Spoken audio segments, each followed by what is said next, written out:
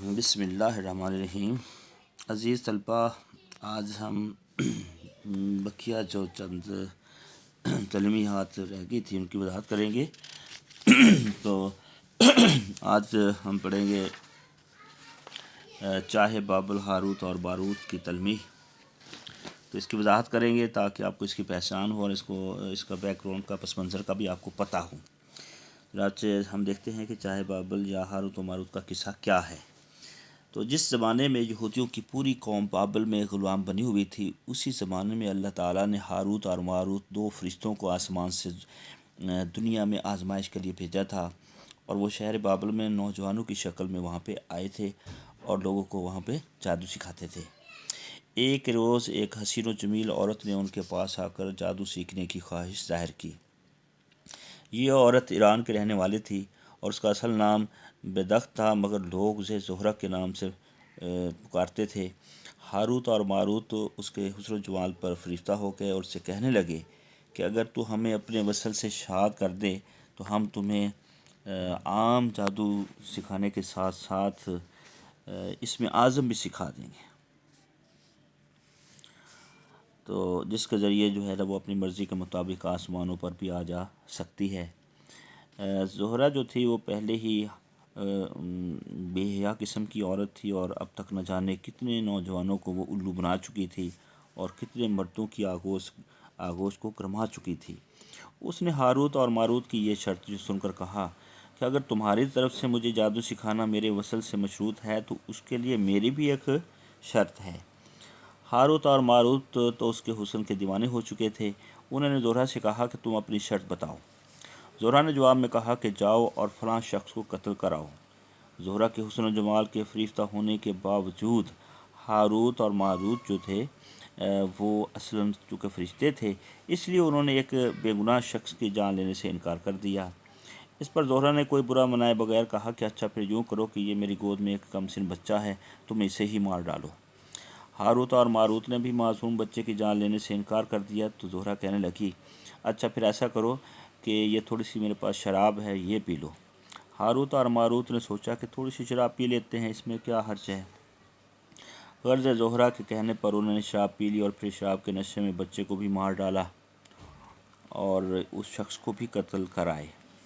اور زہرہ نے انہیں اپنے وصل سے شاد کیا تو انہوں نے زہرہ کو عام جادو کے علاوہ اس میں اعظم بھی سکھا دیا۔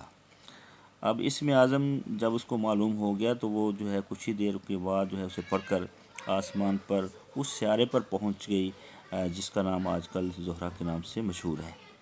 ہاروت اور ماروت کے سینوں سے اسم اعظم اللہ تعالیٰ نے نکال لیا تھا اور اب وہ آسمانوں پر واپس بھی نہیں جا سکتے تھے۔ ان سے جو بھاری گناہ سرزد ہوا تھا اس کی اللہ تعالیٰ نے ان کو سزا دینی تھی، چنانچہ اللہ تعالیٰ نے ان کو بابل کے ایک کنویں میں الٹا لٹکا دیا، جہاں وہ قیامت تک اسی طرح لٹکتے رہیں گے۔ چنانچہ چاہے بابل کی تلمیح جب بھی استعمال ہوتی ہے تو اس سے اشارہ بابل کے اس کنویں کی طرف ہوتا ہے جس میں سزا کے طور پر ہاروت اور ماروت کو الٹا لٹکایا گیا تھا۔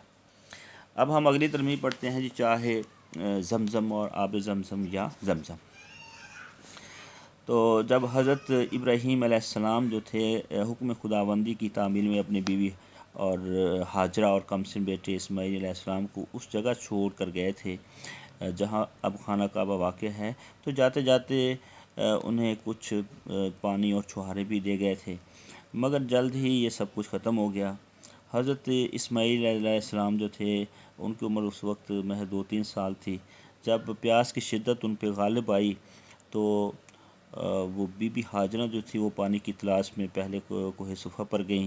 جب وہ پانی وہاں پہ نہیں ملا تو وہ کوہ مروہ کی طرف چل پڑیں، لیکن اس خیال سے کہ بچہ اکیلا ہے اور کوئی جانور جو ہے اس کو نقصان نہ پہنچا جائے تو وہ پانی کی تلاش کے ساتھ ساتھ بار بار حضرت اسماعیل علیہ السلام کی طرف پیچھے مڑ مڑ کر دیکھتی رہتی تھی۔ تو اس طرح انہوں نے پانی کی تلاش میں صفا اور مروہ کے پہاڑوں کے درمیان 7 چکر لگائے۔ وہ دونوں پہاڑیوں کے درمیان بے تابانہ عالم اسراء میں دوڑتی تھی کہ اللہ تعالیٰ اپنی قدرت اسی دوران اللہ تعالیٰ نے اپنے قدرت و شفقت کا اس طرح سے مظاہرہ فرمایا کہ جہاں حضرت اسماعیل علیہ السلام جو تھے انہوں نے پیاس کی شدت میں روتے ہوئے اپنی ایڑیاں رگڑ رہے تھے، وہاں سے اللہ تعالیٰ نے پانی کا چشمہ جاری کر دیا۔ اور بی بی ہاجرہ رضی اللہ تعالیٰ عنہ نے جب آ کر اس کو دیکھا تو وہ بڑی خوش ہوئی، اور پھر جو ہے وہ پانی بڑی زیادہ مقدار میں چونکہ نکل رہا تھا تو اس کو ٹھہرنے کے لیے کہا زمزم یعنی ٹھہر جا۔ تو انہوں نے پھر اس کے ارد گرد جو ہے ایک رکاوٹ بنائی اور پانی کو اپنی ضرورت کے لیے جمع کر لیا۔ یہی چشمہ اب تک جو ہے جاری اور ساری ہے، اور اس کو چاہے زمزم کے نام سے وہ مشہور ہے، اور اس کے اندر سے جو پانی نکلتا ہے اسے زمزم یا آب زمزم کہتے ہیں۔ یہ پانی اتنی زیادہ افراد میں ہے، اتنی زیادہ مقدار میں نکل رہا ہے کہ لاکھوں حاجی جو ہے اس کو پیتے بھی ہیں، تبرک کے طور پر اپنے ساتھ اپنے ممالک میں بھی لے کے جاتے ہیں، اور اہل مکہ بھی جو ہے سارا سال اس پانی کا استعمال کرتے ہیں۔ لیکن اس قدر کثرت سے استعمال کرنے کے باوجود اللہ تعالیٰ نے اس پانی میں اتنی برکت ڈالی ہے کہ وہ پانی جو ہے اس میں کبھی بھی کمی نہیں آئی۔ تو چاہے زمزم یا آب زمزم کی جو تلمیح ہے، جب اس کا استعمال کیا جاتا ہے تو اشارہ اسی چشمے کی طرف ہوتا ہے جو حضرت اسماعیل علیہ السلام کے زمین پر ایڑیاں رگڑنے کی وجہ سے جاری ہوا تھا۔ انشاءاللہ باقی ہم کل دیکھیں گے جی، تب تک کے لیے اللہ حافظ۔